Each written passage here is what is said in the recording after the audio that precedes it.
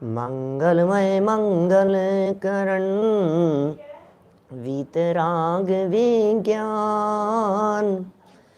नमो ताहि जाते भये अरहंतादिमान। करि मंगल करि होम ग्रंथ करन के काज। जाते मिले समाज सब पावे निज पद राज। पावे निज पद राज। इस भवतरु का मूल एक जानहु मिथ्या भाव। ताको करि निर्मूल अब करिए मोक्ष उपाव। करिए मोक्ष उपाव। मोक्ष मार्ग प्रकाशक नामक यह ग्रंथ है आचार्य कल्प पंडित प्रवर टोडरमल जी साहब की अनुपम रचना। एक एक शब्द उनके चिंतन की गहराइयों से निकला है।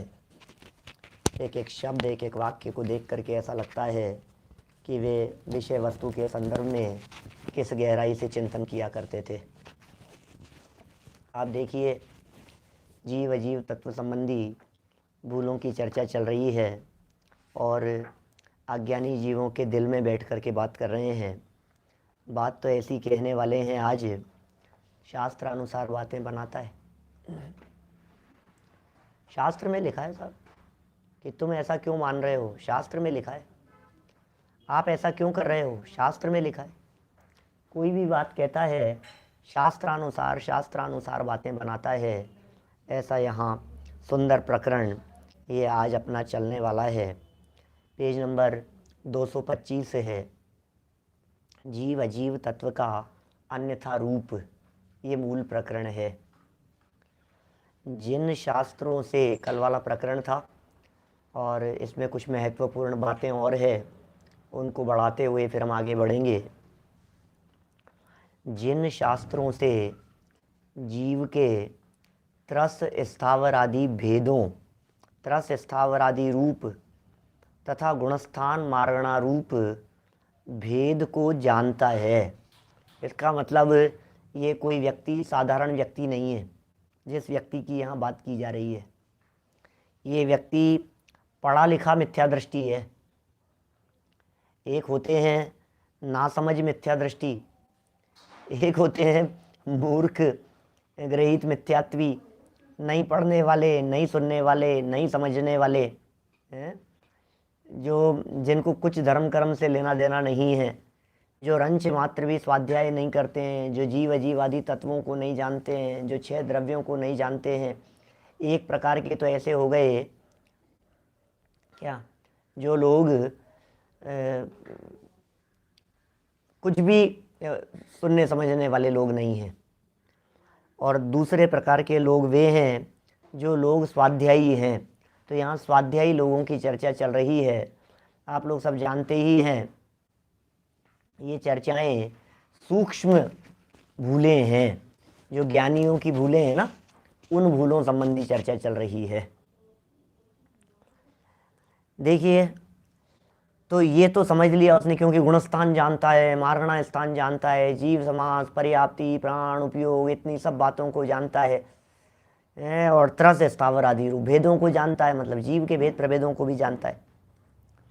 और जीव के बारे में तो सब जानता ही है, अजीव के पुद्गल आदि भेदों को, अजीव के पुद्गल आदि भेदों को तथा उनके वर्णादि विशेषों को जानता है। अजीव के संदर्भ में भी सब कुछ जानता है। तो फिर जीव और अजीव दोनों के बारे में यदि उसने सब कुछ जान लिया है, तो फिर प्रॉब्लम क्या हुई? क्या, यदि जीव और अजीव के बारे में सब कुछ जानता है तो फिर प्रॉब्लम क्या हुई, ये बताओ। सब कुछ तो जान लिया, अब क्या कमी रह गई है? सब कुछ तो जान लिया, अब भूल कहाँ हो गई है?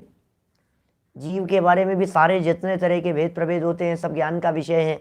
अजीव के बारे में भी जितने तरह के भेद प्रभेद आदि होते हैं, पुद्गल, धर्म, धर्म, आकाश, काल, सबको जान रहा है। अब क्या दिक्कत आ गई है? तो ये कह रहे हैं पुद्गल आदि भेदों को तथा वर्णादि विशेषों को जानता है, परंतु ये परंतु कह करके कहना चाह रहे हैं कि इतना सब कुछ जानने के बाद भी शायद कुछ ऐसा रह गया है जो मिस हो गया है। कुछ ऐसा है कि सब कुछ जान लिया, फिर क्या मिस रह गया? आप बतलाइए, मैं पढ़ लेता हूं कौन से शास्त्र में लिखा है, आप बतलाइए। भैया शास्त्र में ही देख करके जानेगा क्या? ऐसे ऐसे लगता है कि भाई और कहां से जानूंगा, मैं शास्त्र से ही तो जानूंगा। अनुभव करने की बात चल रही है भाई साहब, शास्त्र ज्ञान की बात नहीं चल रही है। सुनो, बात ऐसी है, हमने या किसी ने पूछा हमसे कि हमने किसी से पूछा कि बतलाइए रामचंद्र जी के बारे में जानना है तो क्या करना पड़ेगा? बोले रामचंद्र जी के बारे में विशेष यदि आपको जानना है तो तुम एक काम करो, वो पद्म पुराण पढ़ लो, रामचंद्र जी के बारे में विशेष जानने को मिल जाएगा। अच्छा, और भरत जी के बारे में विशेष जानना है तो बोले भरतेश वैभव पढ़ लो। अच्छा, और यदि मुझे पार्श्वनाथ भगवान के बारे में जानना है तो बोले पार्श पुराण में मिलेगा, वहाँ मिल जाएगा। और मुझे आत्मा के बारे में जानना है तो बोले समय सार में मिलेगा। देखो, आत्मा को समय सार में देखना चाहता है, जैसे रामचंद्र जी पद्म पुराण में दिखते हैं, जैसे भरत जी वहाँ दिखाई देते हैं क्या, उसी कहाँ भरतेश वैभव में। जैसे मुझे महाभारत के बारे में जानना हो तो बोले पांडव पुराण पढ़ लो, हरिवंश पुराण पढ़ लो। पांडवों के बारे में, महाभारत के बारे में जानना हो तो, रामायण के बारे में जानना हो तो पद्म पुराण पढ़ लो। तो ऐसे आत्मा के बारे में बोले समय सार पढ़ लो। तो रामचंद्र जी को जैसे पद्म पुराण में देखना चाहता है, ऐसे आत्मा को समय सार में देखना चाहता है। लेकिन भैया समय सार ऐसा, आत्मा ऐसा कोई कैरेक्टर नहीं है, आत्मा कोई ऐसा व्यक्ति नहीं है, आत्मा कोई प्रथमानुयोग के महापुरुषों जैसा नहीं है जिन्हें आप वहाँ देखना चाहते हो।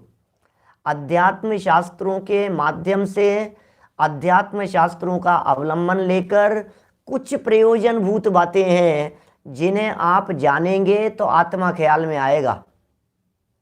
दो महत्वपूर्ण क्राइटेरिया दिए हैं, एक तो भेद विज्ञान, भेद विज्ञान को कारणभूत, और दूसरा का वीतराग दशा को कारणभूत। दोनों जगह कारणभूत लगाया है।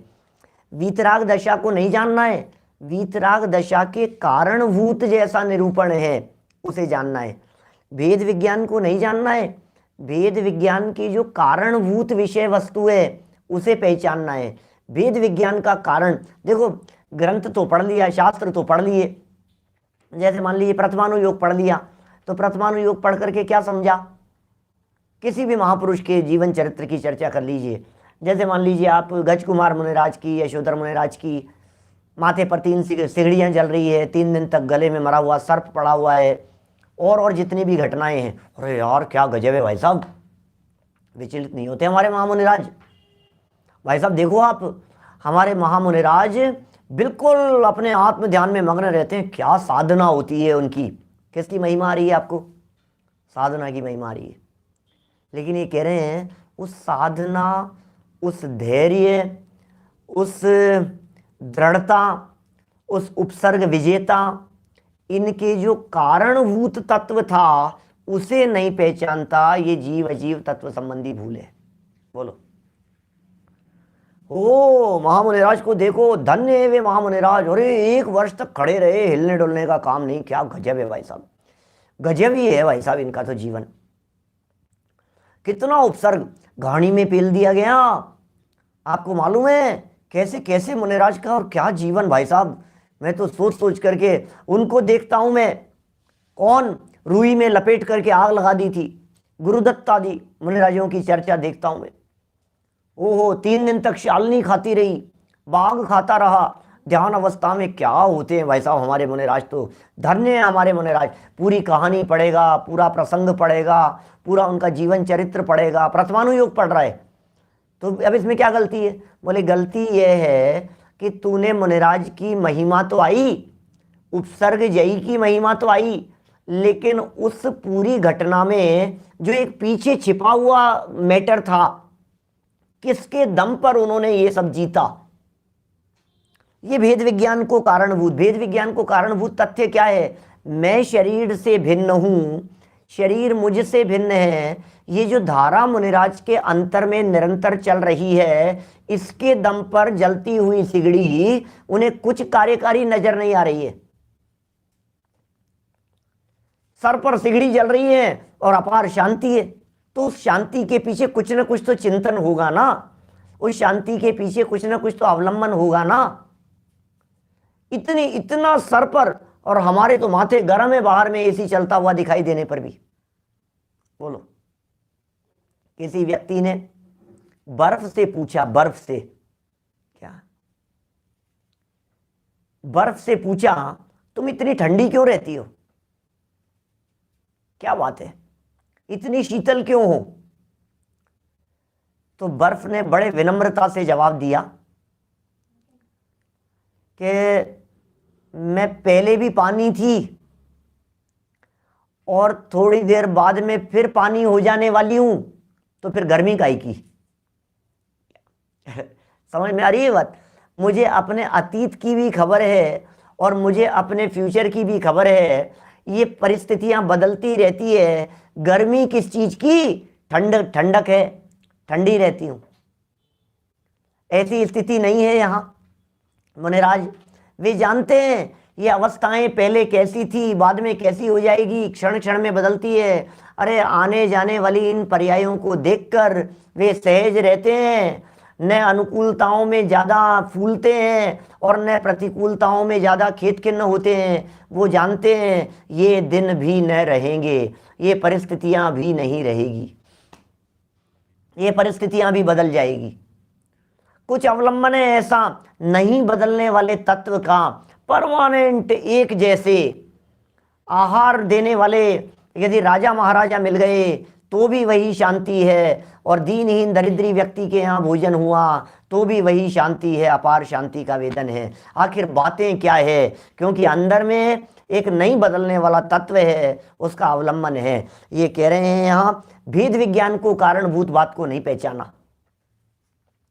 प्रथमानुयोग तो पढ़ा, चरणानुयोग तो पढ़ा, लेकिन चरणानुयोग पढ़ करके जो भेद विज्ञान का कारण था उस बात को तूने, मूल बात को नहीं पहचाना।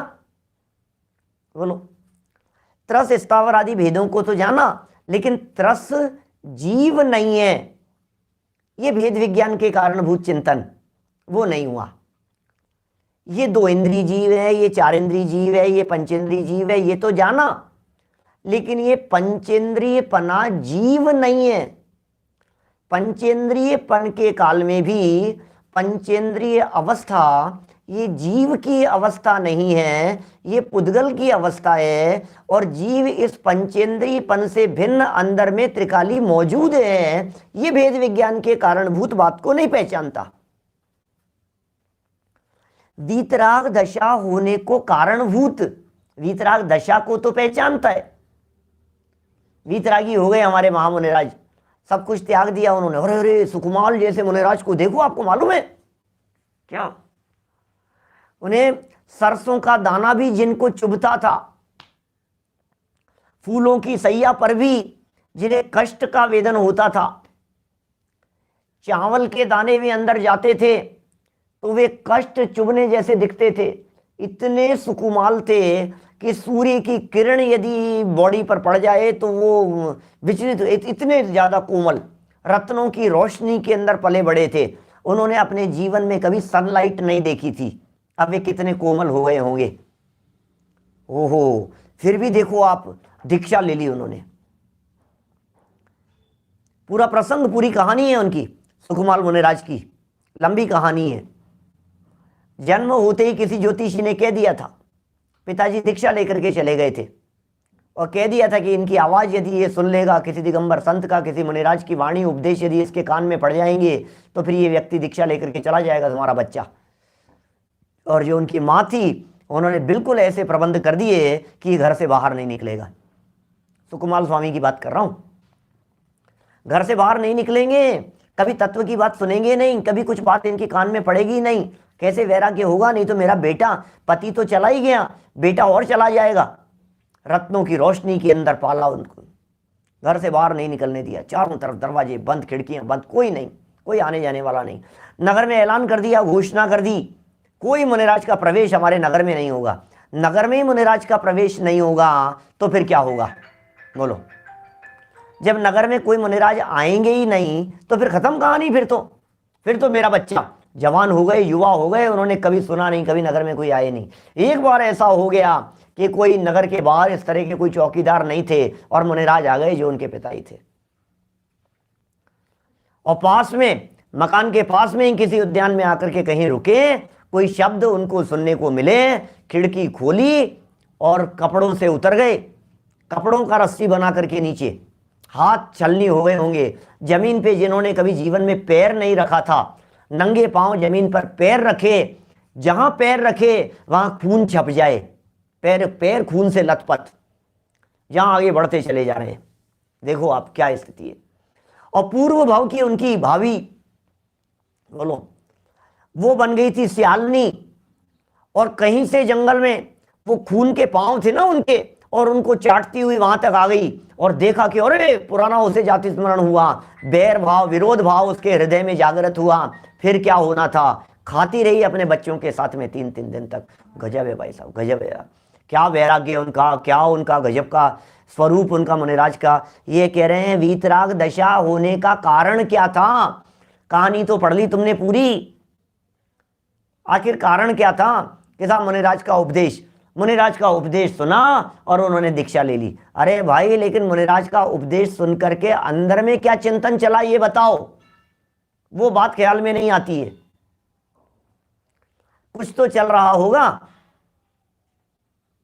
कल परसों हमारी बात आ गई थी एक शिवभूति मुनिराज के संदर्भ में। ऊपर शिवभूति मुनिराज को भी अंदर में भाव श्रुत ज्ञान था, ऐसा मुझे किसी सज्जन ने बतलाया।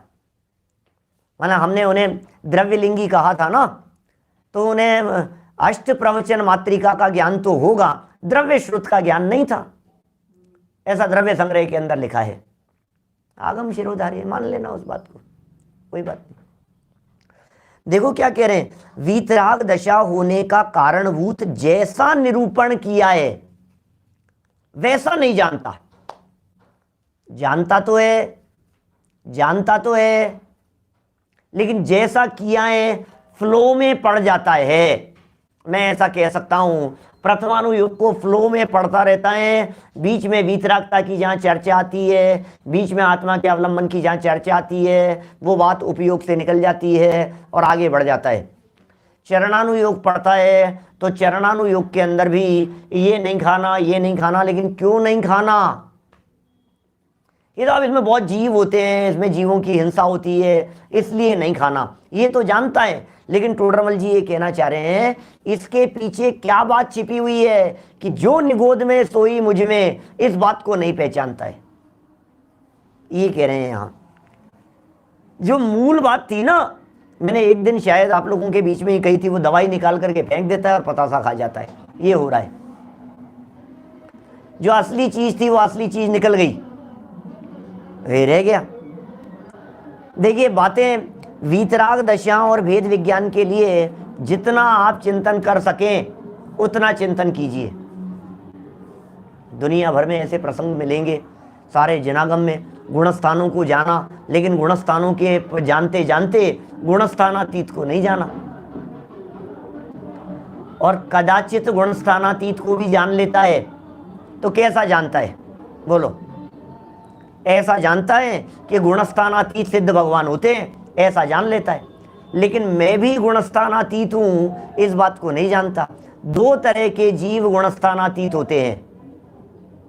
गुणस्थान जानने की बात कह रहे हैं ना, दो तरह के जीव गुणस्थानातीत होते हैं। एक तो जो गुणस्थानों से पार हो गए हों, ठीक है ना, सिद्ध भगवान, वो गुणस्थानातीत है। और दूसरा, द्रव्य दृष्टि से देखा जाए तो गुणस्थान ऊपर ऊपर पर्यायों में लौटते हैं, अंदर द्रव्य स्वभाव में गुणस्थान है ही नहीं। ये दूसरे प्रकार का गुणस्थानातीत।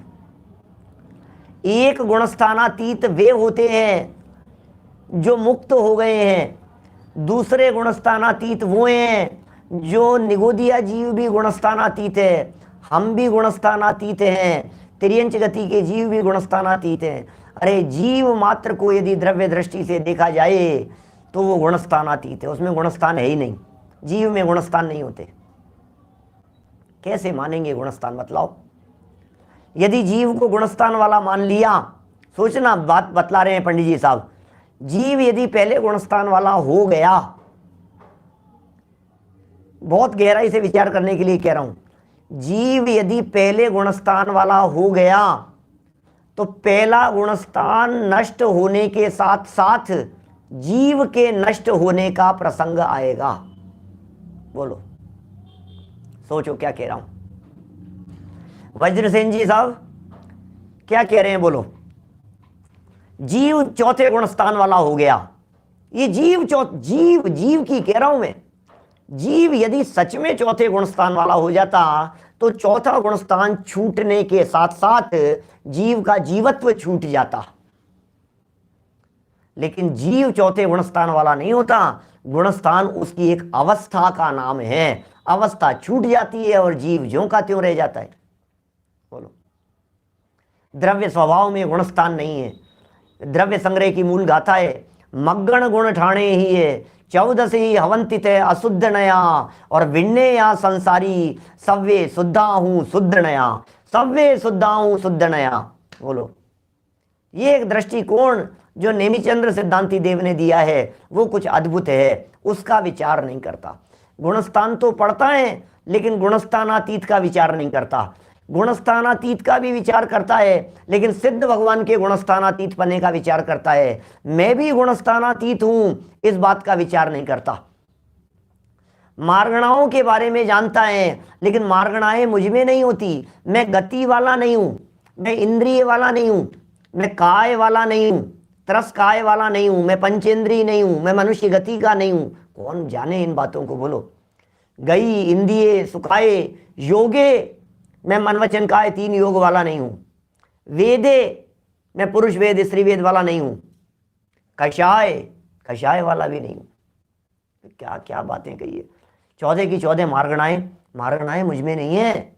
ये कह रहे हैं मार्गणाओं को तो पढ़ो, गुणस्थानों को तो पढ़ो, शास्त्रों को तो पढ़ो, लेकिन शास्त्रों को पढ़ करके जो मूल तत्व की बात थी उसे नहीं पहचाना तो बोले तुम्हारा काम नहीं हो सका। 50 से 55 तक की गाथा के अंदर जिन 29 बोलों से रहित की बात कही है, वर्णादिवा रागादिते निज भाव को न्यारा किया, वर्णाद्यावा राग मोहादयो वा भिन्ना भावा सर्व एवास्य पुंसे, भिन्ना भावा। ये सब बहिर्तत्वम, ये सब बहिर्तत्व हैं, आत्मा के मूल स्वरूप से उसे नहीं पहचानता है। देखो शास्त्र, बातें सारी शास्त्र की कह रहा है। अगला वाक्य सुनो जरा, अगला वाक्य कितना गजब का है। तथा किसी प्रसंगवश, तथा किसी प्रसंगवश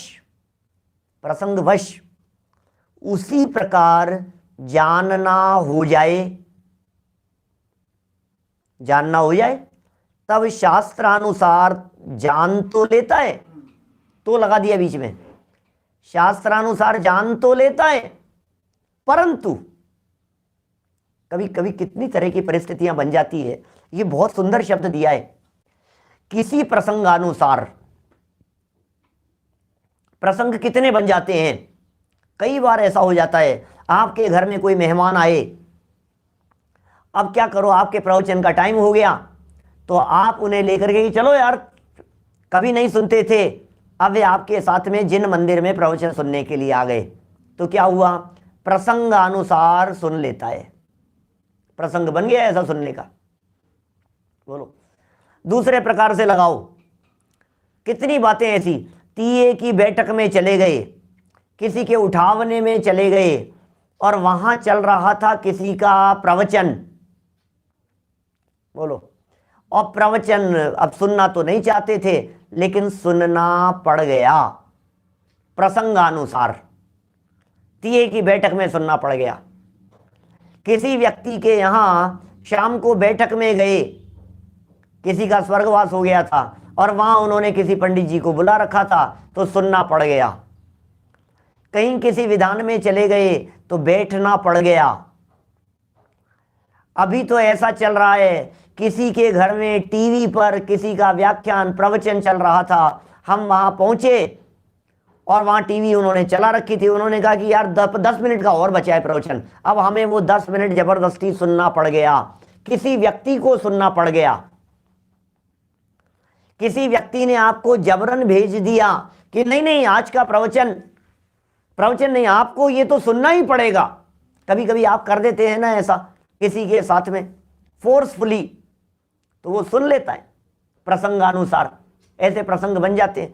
कितनी बातें ऐसी हो सकती है जिनमें ये कह रहे हैं प्रसंग अनुसार, चाहता तो नहीं था, मन में तो नहीं था, लेकिन प्रसंग ऐसा बन गया। हम तो यात्रा करना जाना चाहते थे और इन्होंने यात्रा का आयोजन रखा था, हम यात्रा चले गए साथ साथ में। फिर हुआ क्या, इन्होंने यात्रा के प्रोग्राम के बीच में सब लोगों को बिठाया, बोले कुछ जरूरी है, सब लोग आकर के बैठ गए, फिर इन्होंने इनका प्रवचन रख दिया। अब क्या करें? तो प्रसंगानुसार प्रसंग बन गया ऐसा। अब ये प्रसंगवश कह रहे हैं, तथा किसी प्रसंगवश, एक शब्द और मार्मिक है इसमें, उसी प्रकार, क्योंकि स्टेप आगे बढ़ा रहे हैं। पिछले वाले व्यक्ति की जो बात कही थी, वो व्यक्ति से एक लेवल आगे बढ़ गया है ये व्यक्ति। पिछले वाला व्यक्ति तो अकेला शास्त्र पढ़ता था और वीतराग दशा और भेद विज्ञान के कारणभूत बातों को नहीं जानता था। क्या कई बार ऐसा मतलब वो वीतराग मतलब उसको मूल तत्व की पता नहीं थी, मूल बातें उसने कभी सुनी ही नहीं। प्रवचन तो खूब सुने थे, उपदेश तो खूब सुने थे, पाठशालाएं तो खूब अटेंड की थी, कक्षाएं तो खूब अटेंड की थी, शिविर तो खूब अटेंड कर लिए थे, लेकिन उन शिविरों में जो लगाते हैं ना, जगह जगह शिविर लगते रहते हैं, उन शिविरों में कभी भी भेद विज्ञान की बात नहीं हुई। तो भेद विज्ञान की चर्चा को सुना ही नहीं। वीतरागता की बातें तो की, हमारे मुनिराज वीतरागी हैं, हमारे भगवान वीतरागी हैं, लेकिन वीतराग दशा का कारण क्या था, उस आत्मा की बात को कभी नहीं सुना। अब ये कह रहे हैं प्रसंगवश उसी प्रकार, माने वीतराग दशा को भी जान रहा है। अब सुनना, प्रसंगवश वीतरागता की बातें भी ज्ञान का विषय बन गई, प्रसंगवश भेद विज्ञान की कारणभूत बातें भी ज्ञान का विषय बन गई। तो प्रसंगवश उसी प्रकार जो मूल चीजें हैं उसी प्रकार जानता तो है, जानना तो हो जाए, तब शास्त्रानुसार जान लेते हैं। हाँ, शास्त्र में पढ़ा था हमने भी यार, आत्मा अलग है और कर्म अलग है, हमने शास्त्र में पढ़ा था। प्रसंग अनुसार ये जानने में आ जाए। इष्टोपदेश पढ़ रहा था, छोटे छोटे से कहानियां थी, प्रसंग थी, बड़ा मन लग रहा था। अब प्रसंग बना तो लास्ट में 2 वाक्य जानने को मिल गए, जीव जुदा पुद्गल जुदा, यही तत्व को सार, तो जान लिया प्रसंग अनुसार। परंतु शास्त्रानुसार तो जाना, अंदर में अपने को आप रूप जानकर पर का अंश भी अपने में ना मिलाना, ओहो, ये काम नहीं हो पाया भाई साहब। परंतु अपने को आप रूप जानकर, ये जो भेद विज्ञान की चर्चा की थी, इस भेद विज्ञान में एक पार्टी मैं था, एक पार्टी मैं हूं। अपने को आप रूप, अपने को आप रूप, ये आप रूप क्या है? अपने में अपनापन, इसका नाम है आप रूप। क्या जानकर, जान तो लिया, ये तो ज्ञान का विषय हो गया, और पर का अंश अपने में न मिलाना और अपना अंश भी पर में न मिलाना, ऐसा सच्चा श्रद्धान नहीं करता। देखो, ज्ञान का विषय तो बना लेकिन श्रद्धा का विषय नहीं बना, ये कह रहे हैं। भूल कहां हो गई? ज्ञान ने तो विषय बनाया लेकिन श्रद्धा ने उसके साथ में अपनापन नहीं किया कि ये जो बात कह रहे हैं ये बात 100% सही है, इस बात पर भरोसा नहीं हुआ, इस बात पर विश्वास नहीं हुआ, ऐसा सच्चा श्रद्धान नहीं करता। कैसा सच्चा श्रद्धान? अपना अंश पर में नहीं मिले और पर का अंश अपने में नहीं मिले, अंश मात्र भी मिलावट नहीं हो। भाई साहब कितना सूक्ष्म ऑपरेशन है। मिथ्यात्व पर है, क्रोधादिक पर है, विभाव भाव पर है, द्रव्य कर्म पर है, भाव कर्म पर है, शरीर आदि 9 कर्म पर हैं, और इनका पर का परायापन और आत्मा का आत्मपन, इन दोनों में, इन दोनों चीजों में कितनी सूक्ष्म संधि है, कितनी बारीक संधि है, बतलाइए। अब उस संधि पर चोट पड़े तो द्रव्य कर्म भिन्न रह जाए और आत्मा भिन्न रह जाए। ख्याल में आए, मैं भिन्न हूं और ये चीज भिन्न है। यार यही तो कला है मुनिराजों के पास में। सच में यदि ये कला नहीं हो तो वे मुनिराज कैसे उपसर्ग जीत जाते हैं, बतलाओ, कैसे उपसर्ग और परीक्षाओं में सहज रहते हैं। यदि ये भेद विज्ञान नहीं हो तो सहज कैसे रहा जाएगा? कोई रह करके दिखाए। दुनिया में ताकत नहीं है किसी व्यक्ति की जो बिना भेद विज्ञान के सहज और शांत रह सके। भेद विज्ञान तो करना ही पड़ेगा। आप करते हो ना दुनिया भर में भेद विज्ञान, काम वही करना है भेद विज्ञान के लिए जो बचपन से करते आ रहे हो। छोटे छोटे बच्चे जैसा काम करते हैं ना, नहीं ये तो मम्मी की है, नहीं बुआ ये आपने क्यों क्या पहन रखा है, ये तो मेरी मम्मी की है, नहीं ये तो मेरा गेम है, नहीं ये तो मेरा खिलौना है। और आप कहते हो नहीं नहीं नहीं बेटा ऐसा नहीं करते। अरे वो भेद विज्ञान कर रहा है और आप उसे मना कर रहे हो। जगत में इस भेद विज्ञान को अच्छा नहीं माना जाता, लेकिन जनागम यह कहता है भेद विज्ञान तय सिद्धा सिद्धा एकल केचन तस्से वा भाव तो बद्धा बद्धा एकल केचन। जनागम ये कह रहा है बिना भेद विज्ञान के आप मोक्ष मार्ग में एक कदम आगे नहीं बढ़ पाएंगे। जगत का तो सिद्धांत ही उल्टा दिखाई देता है। जगत तो ये कहता है अयम निज है परो वेत्ति गणना लघु चेतसाम उदार चरिता नाम तू वसुधैव कुटुंबकम। बोलो, मैं पूछ रहा हूं आपसे, ये पंक्तियां जो अभी मैंने बोली है, ये पंक्तियां आपने कभी पढ़ी कि नहीं? 6ठी 7वीं क्लास में पढ़ी होगी कहीं संस्कृत में, जहां कंपलसरी संस्कृत होती है ना। नीति के श्लोक है, नीतिकारों द्वारा लिखे गए। क्या लिखा है उन्होंने? वो कहते हैं अयम निज है, अयम निज है और परो वेत्ति जानता है, यह मेरा है, ये दूसरों का है। ऐसा जो गणना करता है, वेत्ति जानता है, गणना लघु चेतसाम छोटे दिल वालों का काम है। जो छोटे दिल वाले होते हैं ये अपने पराये की बात करते रहते हैं। अयम निज है परो वेत्ति गणना लघु चेतसाम उदार चरिता नाम। संस्कृत के श्लोक हैं, नीतिकारों के श्लोक हैं। क्या कह रहे हैं वे? उदार चरिता नाम तू वसुधैव कुटुंबकम। सारी धरती उनका एक परिवार जैसा दिखती है।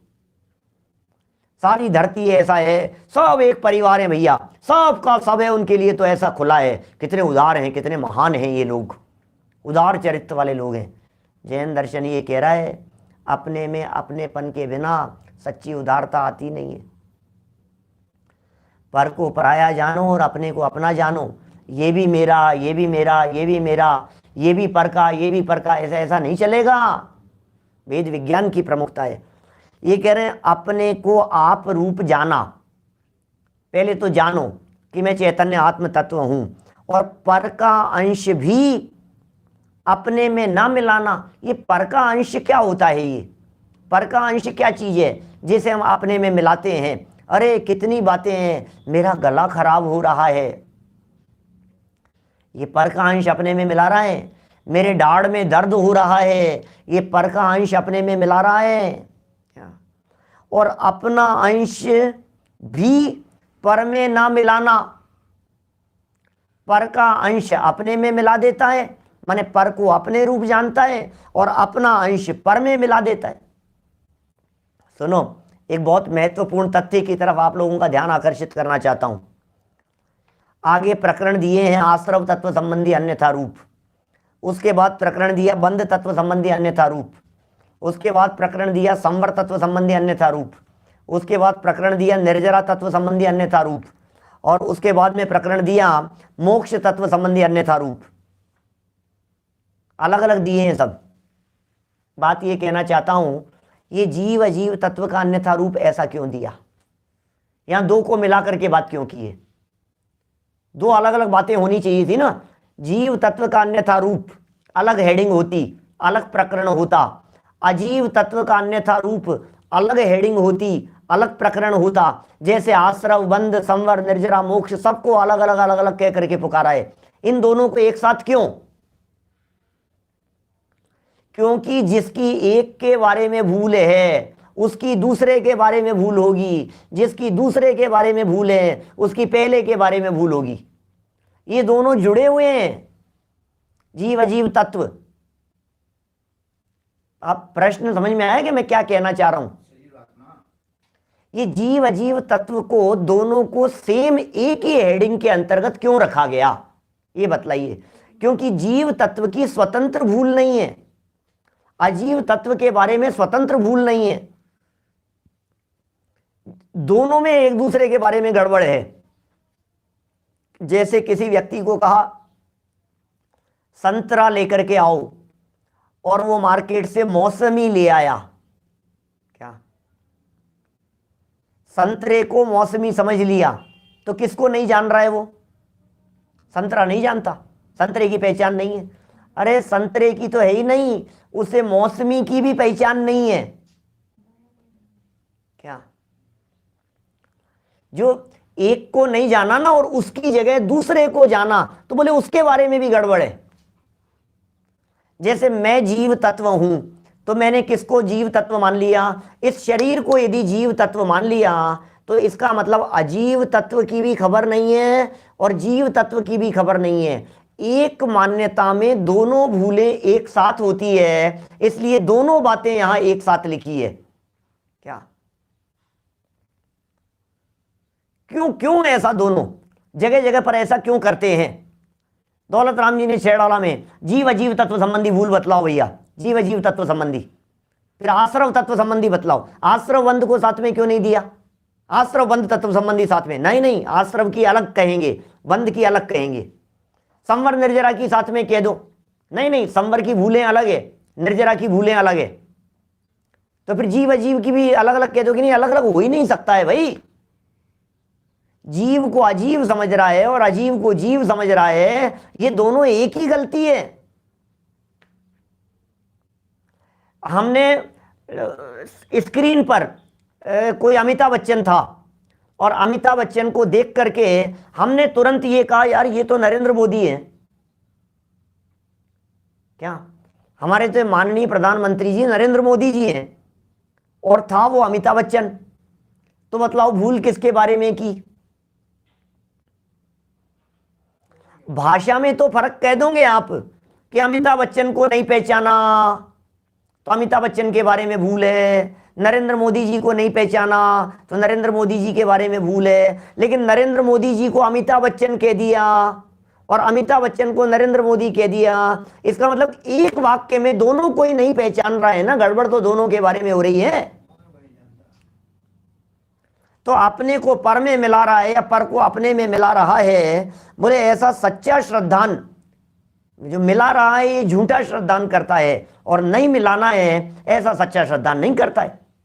टोडरमल जी ने इस बात को समझाया है जैसे कह करके। मैंने जानबूझ करके अभी यहां कोई गहराई से समझाने की चेष्टा नहीं की, क्योंकि अगले वाक्य में पंडित जी उदाहरण देकर के समझा रहे हैं इस बात को। जैसे अन्य मिथ्या दृष्टि निर्धार बिना, अन्य मिथ्या दृष्टि दूसरे मिथ्या दृष्टि, अन्य मिथ्या दृष्टि मतलब कौन? अन्य मिथ्या दृष्टि मतलब जो गैर स्वाध्यायी है। अन्य मिथ्या दृष्टि मतलब कौन? जो शास्त्राभ्यासी नहीं है, वो अन्य मिथ्या दृष्टि। क्योंकि यहां जिन मिथ्या दृष्टियों की चर्चा चल रही है ये धर्म बुद्धि से धर्मधारक व्यवहारावासी मिथ्या दृष्टियों की चर्चा चल रही है। तो फिर अन्य कौन हो गए? जो धर्म बुद्धि वाले नहीं है। अन्य मिथ्या दृष्टि कौन हो गए? जो जगत में पापी पहले गुणस्थान वाले, ग्रहित मिथ्यात्वी, जगत में अपने आप को कुछ भी समझने वाले, वो सब मिथ्या दृष्टि, वो सब अन्य मिथ्या दृष्टि। ये स्टैंडर्ड वाला मिथ्या दृष्टि है। अन्य मिथ्या दृष्टि माने लोअर मिथ्या दृष्टि। ये शास्त्र पाठी थोड़ा सा गर्व करता है अपने आप पर, मैं तो समझता हूं, मैं तो पढ़ता हूं। जैसे अन्य मिथ्या दृष्टि निर्धार बिना, कोई निर्णय नहीं होने से, पर्याय बुद्धि में से, जानपने में, मैं व वर्णादि में अहम बुद्धि धारण करते हैं। अन्य मिथ्या दृष्टि, अन्य मिथ्या दृष्टि जैसे जानपने और वर्णादि में अहम बुद्धि धारण करते हैं। मैं बहुत बड़ा विद्वान हूं, आपको पता है, मैं बहुत बड़ा इंजीनियर हूं, मैं बहुत बड़ा डॉक्टर हूं, और वर्णादि में यार थोड़ा सा यार काला हो गया मैं, यार थोड़ा सा यार, इसमें अहम बुद्धि धारण करते हैं। अन्य सारे जगत के मिथ्या दृष्टि जी, हिंदू हो या मुसलमान हो, किसी भी जाति कुल के अंदर पैदा हुए हो, अपने आप को क्या करते हैं, वर्णादि में अहम बुद्धि धारण करते हैं। मैं काला क्यों हो गया, ये सफेद निशान, देखो कालापन भी बुरा लगता है, चेहरे पर काले निशान हो जाएं तो बुरे लगते हैं, और सफेद निशान हो जाएं तो बुरे लगने लगते हैं।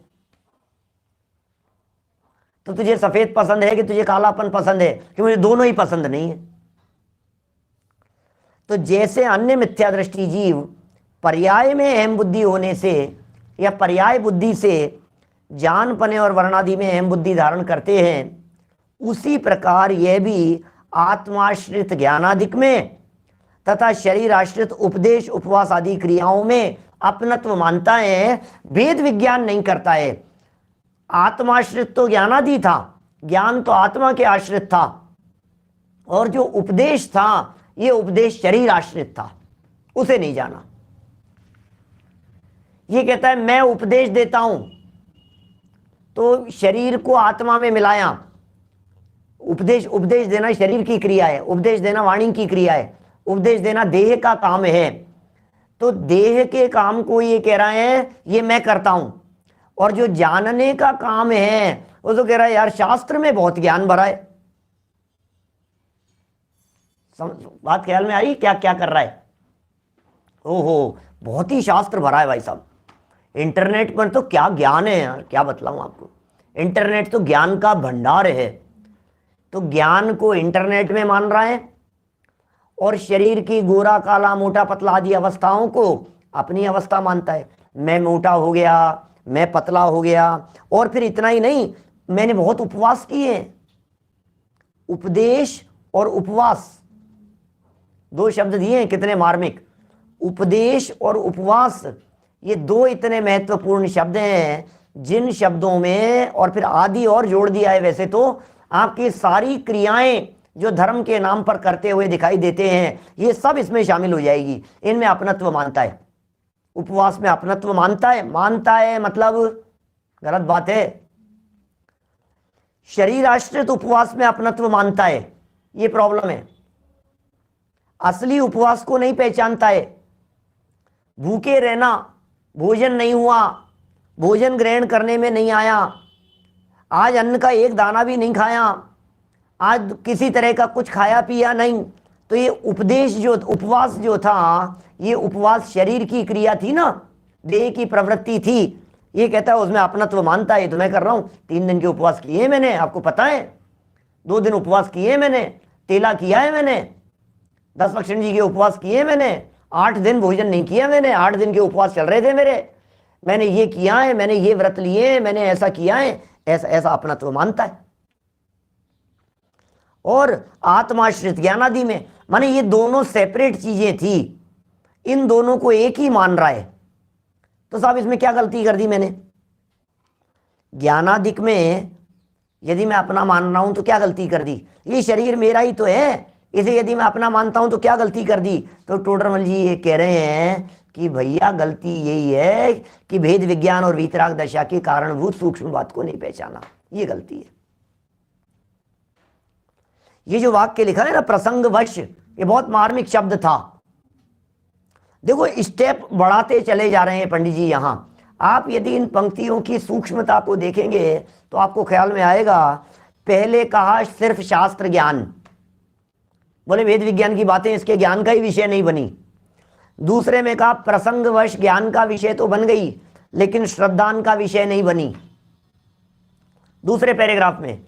फिर तीसरे पैराग्राफ में आगे चल करके बात कह रहे हैं कि बोलता तो ऐसा है, शरीर अलग है और आत्मा अलग है।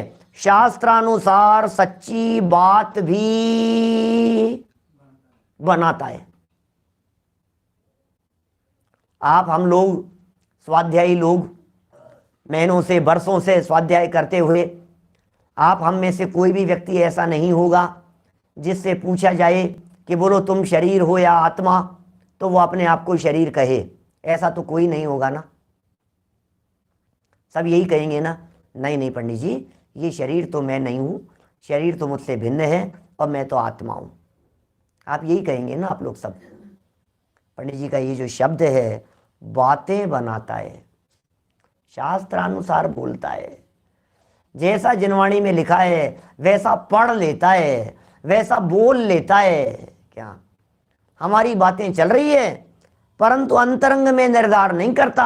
अब कैसा निर्धार नहीं करता, कैसी बातें बनाता है, और क्या क्या और भूले रह जाती है इसकी, इन सब की चर्चा अपन कल और अपेक्षित विस्तार से आगे बढ़ाएंगे। अभी की बात को यहीं विराम देते। निज निधि निज में बताई, यह अनंत उपकार है। उसके लिए जिन वाणी माँ को वंदना शत बार है, वंदना शत बार है। नो कर